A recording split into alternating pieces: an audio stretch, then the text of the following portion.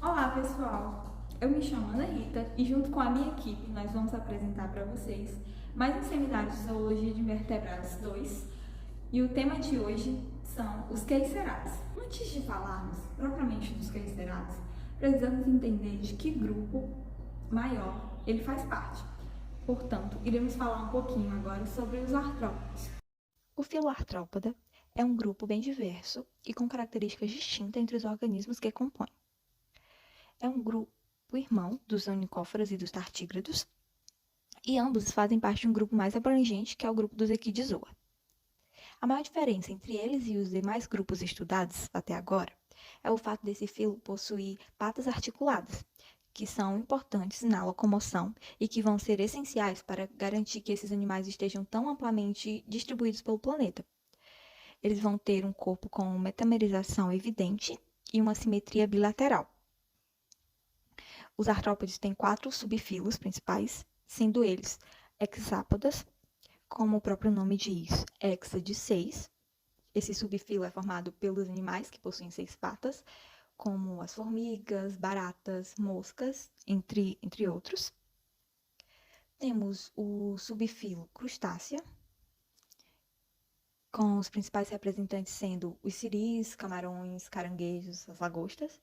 São o grupo onde você vai encontrar um exoesqueleto mais rígido, devido à adição do carbonato de cálcio, além da quitina, que já é presente em todos os quelicerados.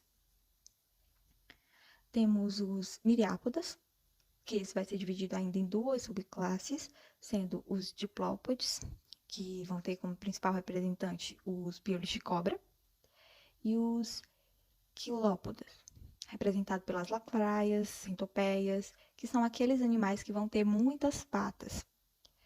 E além desses citados, nós temos os quelicerados, que é essa classe que será explorada no seminário de hoje. Os quelicerados, eles são um grupo que surgiu lá nos mares do período cambriano e aí sofreram adaptações e com a evolução, eles conquistaram os ambientes terrestres e se distribuíram por ambientes diversos. Mas aí, tanto que os representantes desse grupo, a maioria é terrestre, mas nós encontramos vestígios desse passado aquático, né, desses grupos. Ele tem cerca de 113 mil espécies vivas descritas, mas também tem muitos registros fósseis de espécies extintas. É um grupo caracterizado principalmente pela presença das quelíceras. Eles vão ter 4 pares de apêndices locomotores, ou seja, 8 patas. Todas elas vão sair do cefalotórax. E eles também vão ter um par de pedipalpos. E todas essas estruturas, elas vão ter diferentes funções dentro desse grupo, podendo variar em funções sensoriais, de predação, reprodução, locomoção, entre outras. O que mostra e evidencia a diversidade que tem dentro desse grupo. Eles não vão possuir antenas em mandíbulas ou asas, e de forma geral, eles vão ter um corpo dividido em 2 tagmas, cefalotórax ou prossoma e um abdômen ou opistossoma. E esse opistossoma, ele ainda pode ser dividido em pré-abdômen e pós-abdômen. Essas divisões vão variar dentro das classes do grupo. E eles também vão possuir um cérebro bipartido. Os quelicerados eles vão ser divididos em 2 grupos, que são os picnogonitas e os euquelicerados, que irão ser apresentados agora pela nossa equipe. Olá, eu sou o Jordan e vou trazer para vocês um pouquinho sobre os picnogonidas. Quem são eles? Quais são as características que diferenciam eles dos outros quelicerados?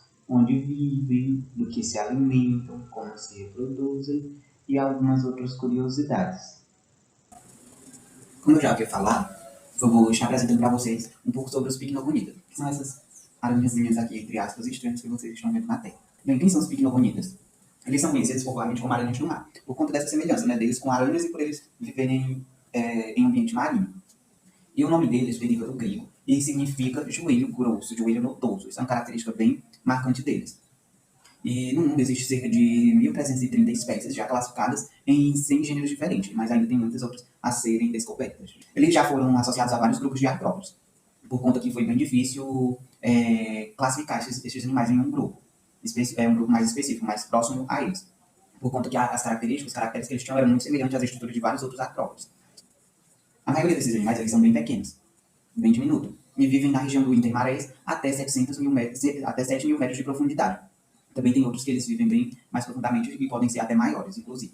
Eles são bentônicos, ou seja, vivem ali no fundo do mar, mas também eles podem estar associados a outros animais, a outros invertebrados e até mesmo a algas. E algumas espécies elas têm uma relação de parasitismo com alguns animais que elas estão ali associadas. E aqui a gente pode ter noção do tamanho mais ou menos, né, de um picnogonida. Eles chegam a ser mais ou menos 1 centímetro de diâmetro, com as pernas abertas.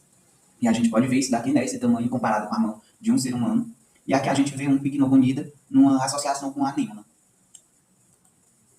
Sobre o plano corporal deles, eles possuem um abdômen muito reduzido, muito pequenininho, quase, algumas vezes é quase impossível de detectar no assim, por foto. Eles possuem esse abdômen muito pequeno, e algumas espécies é vestigial.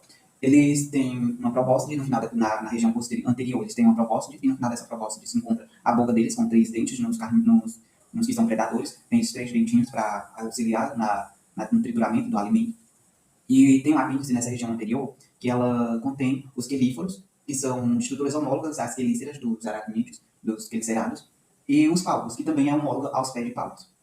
É uma estrutura também pertencente a essa classe de quelicerado, é os ovígeros, que é uma estrutura responsável por armazenar os ovos nos machos, né, que são os machos que incubam os ovos, aí ele é responsável por armazenar esses ovos para incubar. E também, nas fêmeas, ele tem a função de levar os ovos até o macho, para que haja fecundação.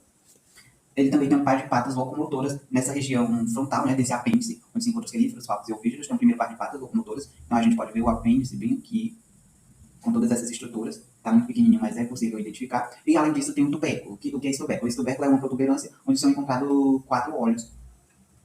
São encontrados 4 olhos dos picnogonida. O tronco ele é formado por vários segmentos.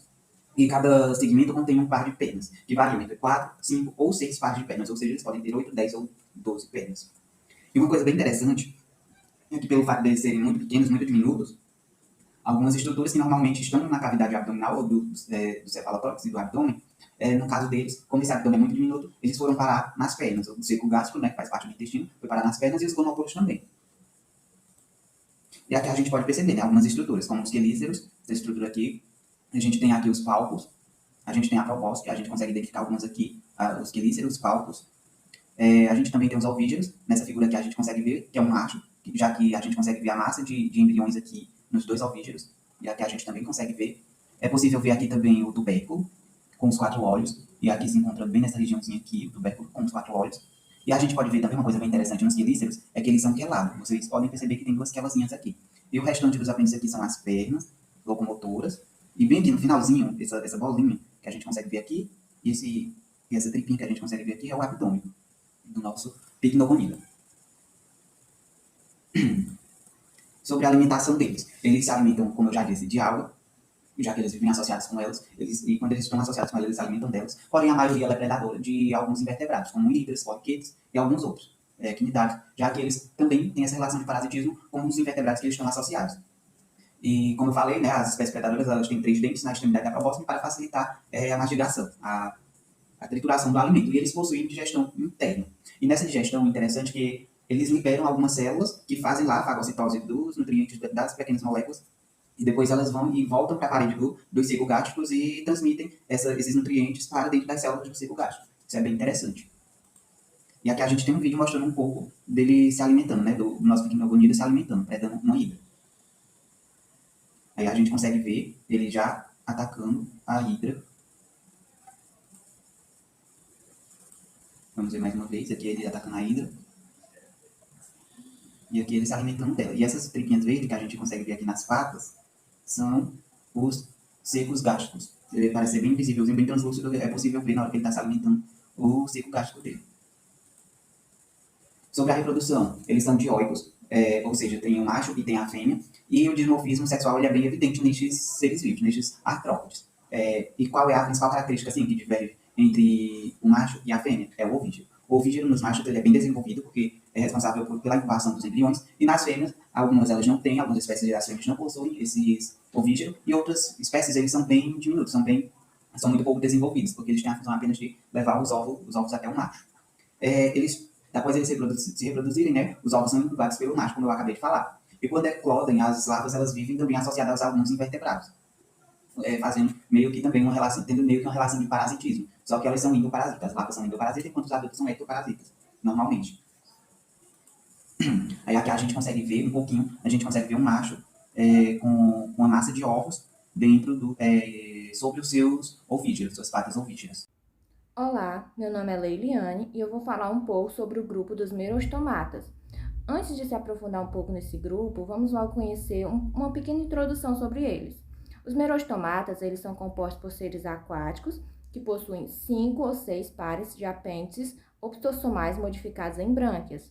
Eles são divididos em 2 subclasses, os euripteridas, que já foram extintos, e os chifossuridas, os caranguejos ferradura límulos. Agora, a gente vai conhecer um pouquinho mais sobre essas 2 subclasses. Os euripteridas, eles eram conhecidos como escorpiões gigantes predadores dos mares. Haviam cerca de 246 espécies que foram extintas desde o período Permiano ou Carbonífero, e é provável que eles tenham atingido o maior tamanho de qualquer outro artrópode.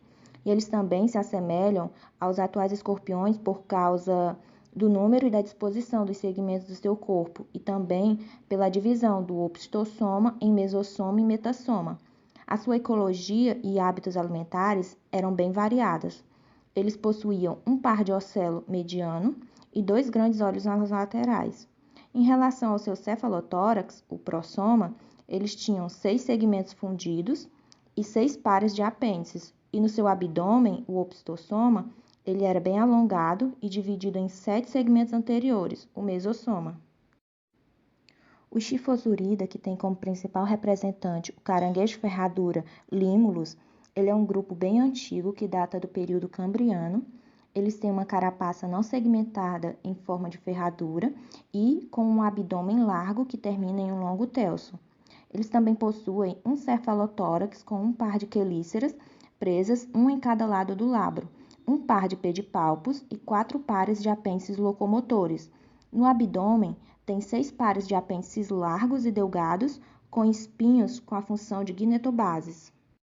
O próximo grupo a ser apresentado são os aracnídeos. Você provavelmente já entrou em contato com algum membro desse grupo, porque eles vão estar presentes na maioria dos ambientes. Eles vão possuir a segunda maior biodiversidade, com 70 mil espécies descritas, sem contar também com a diversidade anatômica que esses organismos vão possuir. Vamos lá conhecer um pouco deles? Os organismos que fazem parte dos aracnídeos são as aranhas, escorpiões, carrapatos, ácaros e opilhões, e dentre outros. A maior parte são de ambientes terrestres. Uma característica que tornou possível a predominância nesse ambiente foi a presença do exoesqueleto hidrofóbico, revestido por uma camada de cera que impede a entrada e saída de água. Com relação à estrutura externa, os aracnídeos, como todos os queliceratas, vão possuir um corpo dividido em cefalotórax, que é o prossoma, e abdômen, que é o opistosoma.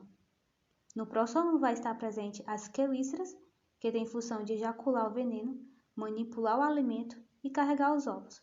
Vai possuir também os pedipalpos, que são apêndices parecidos com as patas, usadas para segurar as presas e também para o parceiro no momento da cópula. Vai possuir também 4 pares de patas e olhos.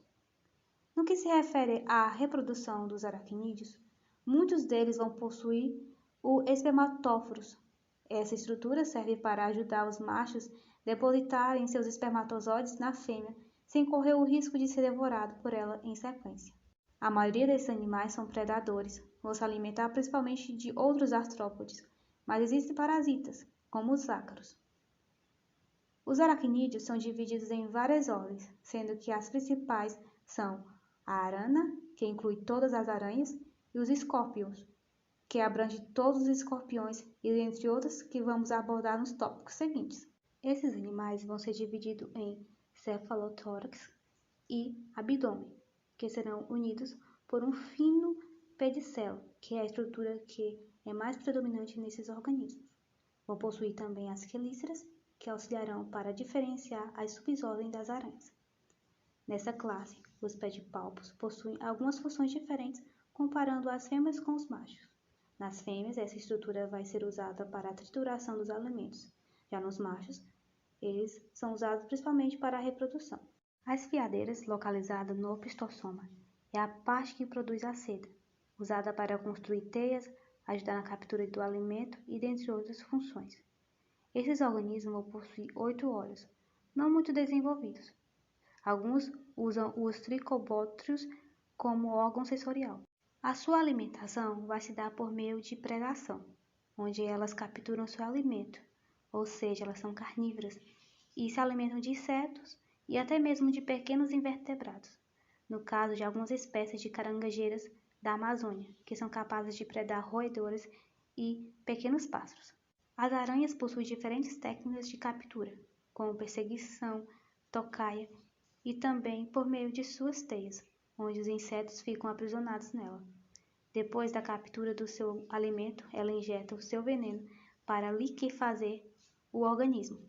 Vale lembrar que elas não possuem um sistema interno para desfazer o alimento, por isso todos os organismos da presa é liquidificado antes dela ingerir. Esses organismos vão possuir um sistema nervoso centralizado e bem desenvolvido. O próximo grupo a ser abordado é o ambipringe. Ao falar desse grupo, podemos iniciar mencionando sua participação especial no filme Harry Potter.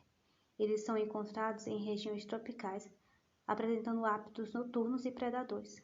Esses aracnídeos foram os primeiros a possuir um par de patas modificadas, sem contar os grandes pedipalpos, esses que é a sua arma para capturar suas presas, já que não possuem veneno. O próximo grupo a ser apresentado é os opilhões. Esses animais são capazes de ingerir partículas sólidas, uma característica presente em poucos aracnídeos. Não possuem fiadeiras e, ao invés de ejacular veneno, eles liberam um odor e fingem-se de morto. Outro grupo bastante abrangente é o ácare. O termo ácare é usado tradicionalmente para descrever várias linhagens de ácaros e carrapatos. Nos ácaros, o prossoma e o opistossomo são fundidos. As quelíceras e os pedipalpos são separados do restante do corpo por uma região com cutícula flexível. Essa região é conhecida como gnatossomo, enquanto o restante do corpo é nomeado de idiossomo, que é dividido em prossomo e opistossomo. Olá, meu nome é Abraão e eu vou falar sobre algumas ordens do subfilo Arachnida. Ordem Escorpionida, os escorpiões. Os indivíduos dessa ordem possuem hábitos noturnos e são mais comuns em ambientes tropicais e subtropicais. Eles possuem uma estrutura corporal dividida em cefalotórax, pré-abdômen e pós-abdômen. E esse pós-abdômen ele termina em um aguilhão venenoso. Esses indivíduos possuem quelíceras pequenas e uma característica marcante deles é possuírem pedipalpos grandes e quelados em forma de pinça. E eles também vão possuir 4 pares de patas locomotoras. Outra característica marcante é que eles possuem um par mediano de olhos grandes e de 2 a 5 pares pequenos de olhos laterais. Aí podemos ver imagens representando os indivíduos dessa ordem e a estrutura corporal deles. Outra característica marcante dos escorpiões é que eles possuem na região ventral uma estrutura denominada pecten, que é utilizada para a exploração sensorial do chão e também para o reconhecimento sexual. Em relação à reprodução, eles possuem uma espécie de dança de acasalamento no processo de reprodução. E eles podem ser ovovivíparos ou vivíparos. E uma característica marcante nisso é que depois que nascem, os escorpiões jovens ficam no dorso da mãe e ela fica carregando eles até que eles atinjam a capacidade de caçar por si próprios, geralmente pouco depois da primeira muda. Aí temos 3 imagens representando o acasalamento dos escorpiões, os pectens e uma mãe escorpião carregando os filhotes no dorso. Agora eu vou falar sobre outras ordens. Primeiro, os pseudo-escorpiões. Os pseudo-escorpiões eles lembram muito os escorpiões verdadeiros pelos grandes pedipalpos quelados. Só que eles possuem um corpo curto e não possuem o pós-abdômen e nem o aguilhão venenoso, e nem os pectens. As glândulas de veneno dele são associadas aos pedipalpos. Outra ordem a se falar é a esquizomida. Ela engloba aracnídeos diminutos de menos de 1 centímetro e eles são o único grupo de aracnídeos que possuem divisão na carapaça. E eles não têm venenos, eles têm glândulas repugnatórias no opistosoma. Aí podemos ver duas imagens representando as duas ordens que eu acabei de falar. Agora eu irei falar mais duas ordens. A ordem Uropide, que os indivíduos dessa ordem são denominados escorpião chicote ou escorpião vinagre. E uma característica deles é que eles têm pedipalpos fortes e curtos, com pontas queladas em algumas espécies para a captura de presa. Eles também não têm veneno, eles produzem uma secreção irritativa que é produzida por meio de um par de glândulas repugnatórias. Outra ordem é a Palpigrade. Esses indivíduos também são pequenos, a maioria possui de 0,5 a 3 milímetros. Eles vivem em ambientes escuros e por isso eles não possuem olhos. E eles também, outra característica é que eles também são incolores e têm uma cutícula muito fina. E uma curiosidade é que teve uma espécie reportada, que foi reportada recentemente, se alimentando de cianobactérias. Aí podemos ver duas imagens representando também as duas ordens que eu acabei de falar. Por fim, eu vou falar da ordem Riccinulae, que também são denominados aranhas carrapatos com capuz, devido à estrutura corporal dele, porque o prossomo dele é totalmente coberto por uma carapaça quitinosa dorsal, e eles têm quelíceras semelhantes a uma pinça e cobertas com uma placa articulada. A última ordem que eu vou falar é a Solifugae. Eles são conhecidos como aranhas do sol, porque eles têm o hábito de caçar durante o dia. Eles são os únicos aracnídeos que caçam durante o dia. E eles possuem quelíceras enormes projetadas à frente do cefalotórax, que são utilizadas para rasgar as suas presas vivas. E eles também não produzem veneno e nem seda. Aí nós temos a imagem das duas ordens que eu acabei de falar. A Riccinulae à esquerda e a Solifugae à direita. Neste modelo temos um caranguejo ferradura, onde podemos ver com mais destaque seus espinhos laterais e sua cauda longa. Este modelo representa uma aranha viúva negra encontrada no Brasil. Nela vemos no cefalotórax os seus 4 pares de patas, os pedipalpos na frente, suas quelíceras e os olhos. No seu abdômen podemos observar a coloração dela, com manchas amarelas com branca e uns tons de preto. Neste outro modelo temos um escorpião. Ele tem o corpo dividido em cefalotórax, pré-abdômen e pós-abdômen. Observamos seus 4 pares de patas, seus olhos, as quelíceras e os pedipalpos quelados em forma de pinça, e no final de seu pós-abdômen um aguilhão venenoso.